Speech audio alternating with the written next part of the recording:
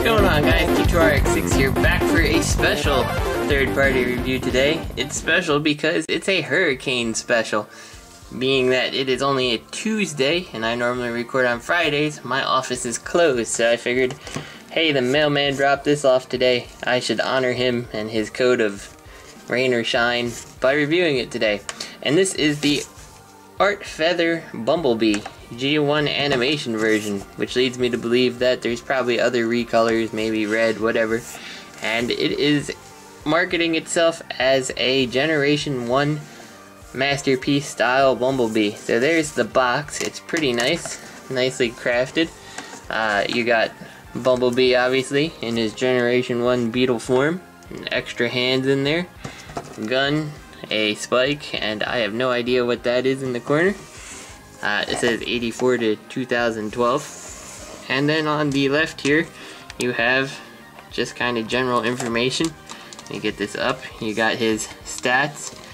You've got the robot mode features Goog Vision, but a low level of armor, whatever that means, the Goog Vision. The particle decelerator, and then a little bit of a bio here. I'll just kind of let you read that if you want to, just pause it. And then just kind of some pictures from the TV show of him in the animation, the G1 version, and then the one scene where he's underwater in his vehicle mode. Quite strange. So that's the box. So let's not delay too far, and let's actually get this thing open and see what's inside. Okay, so here we have Bumblebee out of his box, and it's a pretty nice box. It's one of those vacuum formed boxes. But before we talk about him, let's look at what comes with the box. You get very cheap looking instructions, complete with some kind of coffee stain or something on it. For mine, I don't know, yours may not have it. And all it is basically a piece of very cheap legal sized paper with instructions that even show just the prototype versions. And you can see from the pictures, it's just basically a oversized knockoff of the classics Bumblebee here in terms of its transformation. But I'm okay with that if he scales and looks nice. So just put that aside. You also get some stickers which have various sized Autobot logos. Just some of the various stickers there. Some license plate decals, whatever you want, if you want to apply them. I'm uncertain. Of course, the ever popular trading card, thick credit card type deal with the Bumblebee face. You get a coin, looks pretty nice, says Transformers Autobot, Bumblebee's face, and on the other side a Transformers Autobot, and then the logo. But I can't help but notice how far it sticks down here. It kind of looks like one of those really long mustaches. I don't know. Like I said, you get some hands here. They look like they just slide on in. You got a thumbs up and a splayed open hand. You've got his gun. You've got Spike here. And let's see if I can get it to focus on him. Okay detailing on the face. Nothing that really shouts to me that it's Spike, aside from just the outfit. In fact, for comparison's sake, I've got the MP10 Spike right here. And so it's definitely an improvement over him that he has a face, but there's no articulation. This is even less articulation than the Transformers Prime kids. And then here's that Dr. Wu Spike. So take your pick for which one you like the best. I still like the Dr. Wu one, but this is not bad. Though notably, his pocket is on the different side than what's depicted. So maybe we'll just call this guy, oh, I don't know, let's call him Sam. I don't know why that name just hit. And finally, the last accessory inside that I said, what the heck is it? Is Spike's toolbox, I guess. But since Spike has no articulation or grippy hands or anything, he can't hold it. So Spike / newly named Sam can just sit there and look nice with his lunchbox or toolbox or whatever. Tax return box. I don't know what kind of box it is. So, yep, here we go. There's Bumblebee for you. He's a little deeper yellow than the camera lighting is making him come out to. I've tried to mess with the spot focus, but it doesn't want to agree. He's got rubber tires, which is always nice, but he doesn't roll very well. As you can see, it's just pegged in very tight. The wheels don't want to turn. They do turn, but very tightly, so I wouldn't really bother with that. Looking at the bottom, you can see Classics Bumblebee. Yeah, so that's that. For a size comparison here, I figured we might as well start with our Classics Bumblebee. And actually, he seems like he's about the same size, so he'll fit right in on your Classic shelf if you so choose. Overhead view, he did look like he was a little bit large, but really, he's not all that much bigger than your Classics Bumblebee. Just to bring in a couple other comparisons, the first thing that jumped out to me was the GoBot's Bug Bite here, who is a pretty impressive Volkswagen Beetle, if I do say so, and rolls a lot better than this guy, that's for sure. But yeah, it nails the look of the Volkswagen Beetle, that's for sure. And just for a couple others here, here he is with Ironhide. He does feel maybe a little big when you compare him to Ironhide, but still within the passable scale, I guess. And then, since he is marketed to be with masterpieces, we might as well bring the big guy on in here. I'll put Optimus down here. And we'll plug this on in here. And there's Optimus with Ironhide and Bumblebee, and that does look pretty good together. It is pretty scaled to a decent extent nicely. Forget those mirrors all the time. Yeah, so I think he does a pretty good job being scaled alright with the current line of masterpieces. I'll probably bring him out when Sideswipe shows up, just so we can compare that too. As you would expect, because Ironhide can fit quite easily in the trailer. I'll take some pictures and just show that at the end here. So let's get on to the transformation here. We'll take Ironhide out of here because we don't need him anymore. And again, he's just your Classics Bumblebee, really, when it comes down to it. Notably, he also has the seats, and they're made out of chrome, and they're not folded up right, so we're gonna have to look at that. So just kind of take everything apart, and we'll be going on the fly with this because I have never done this for this toy yet. This is all new, so things that are a little bit off here. Okay, so that was supposed to happen.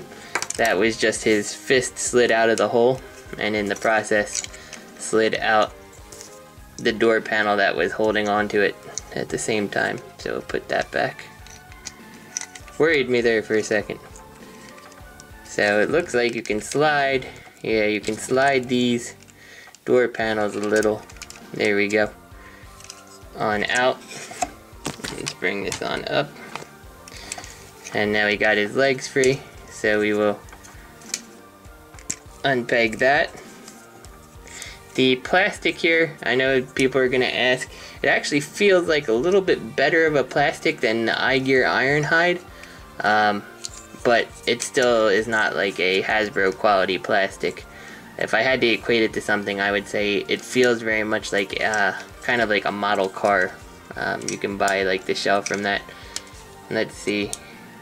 These chrome seats do go up and down. They're extraordinarily stiff, so I'm sure that's probably why they haven't done it. I'm just gonna fold that back down, leave it. So we got his legs here, your classic Bumblebee. Just kind of rotate these on around. And then my arm is still loose, so that's flopping. Then you take this, just flip the whole thing up. He has no back piece that opens up this time, so it looks like it just kind of sits there. And then just fold this on down, just like you do your Bumblebee. And honestly, in a little bit of disappointment here, I can see that there's some different colors yellow going on that you may not be able to see on the camera. It all looks pretty close. But what you have here is parts of him are painted in the yellow, and other parts are just yellow plastic, and there's a big difference. Alright, so we got that. We'll just rotate this and finish him on up here before we talk about him anymore. And do this. He's definitely more fiddly than your average Bumblebee.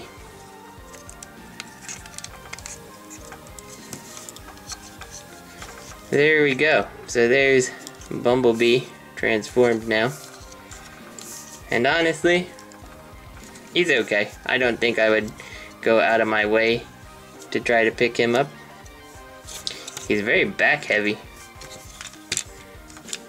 They could have done well to put some heel spurs in. Let's see if we can adjust this anymore. Yeah, he's very back heavy, and since nothing pegs back here, there's definitely no pegging that I can see that I'm doing something wrong. It doesn't move out of the way, so his back doesn't peg anymore like your classics Bumblebee. And so he just ends up being very strange. It's okay. But there you go. Our classics Bumblebee. So let's take a quick look and we'll spin him on around here. And you can see, just classics B. Still don't like that this doesn't peg in at all. That's kind of a flaw in my opinion. And then this doesn't peg all that well either, unless I'm doing something wrong.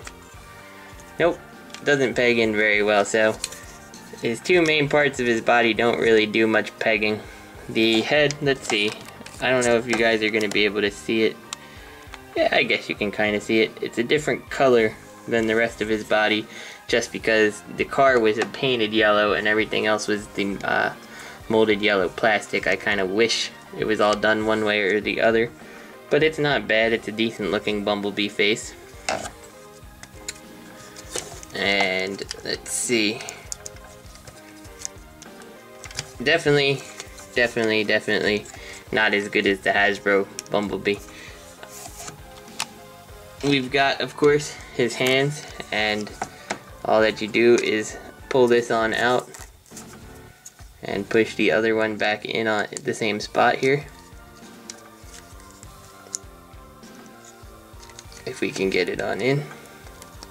There you go. We got Bumblebee giving the thumbs up. And the splayed out hand is, of course, his other hand. So let's take this out. We're going to put his regular hand back. And notably, mine has two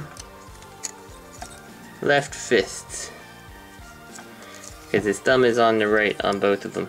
That kind of sucks, but I'm probably never gonna get a exchange on that, so that is a down or two. There you go. Here's his splayed out hands if you want it, and we can put the gun hopefully in this hand. There you go. He holds his gun alright with his two left hands. I don't really like all this crap here. Like, I feel like they could have hinged this so it all folded in a little better, but instead they just knocked off the core design. Oh well, what can you do? Well, I know what you can do. You guys can make your own decision if you think that he's worth buying or not. I am saying at the current asking price right now, I'd probably wait a little bit. Try to get him a little bit cheaper. But let's see how he looks next to some other MPs, because this may be your whole selling point. Here he is next to Ratchet. I just saw something else I don't like. I'll point that out after. And here is Optimus Prime for size comparison. So he does fit in really nicely with your masterpiece, and that may be all it takes to convince you on this. Alternatively, here is your classic style Bumblebee. So he's just slightly taller than a classic style Bumblebee. Not very much. He's not very big upscaled. Here's another thing I don't like. to replicate the Volkswagen Beetle, this arm has a little tiny mirror that sticks off so far out to the left and right. I feel like if he falls that this is gonna snap really easy. He hasn't fallen, thank goodness, but just something to be aware of.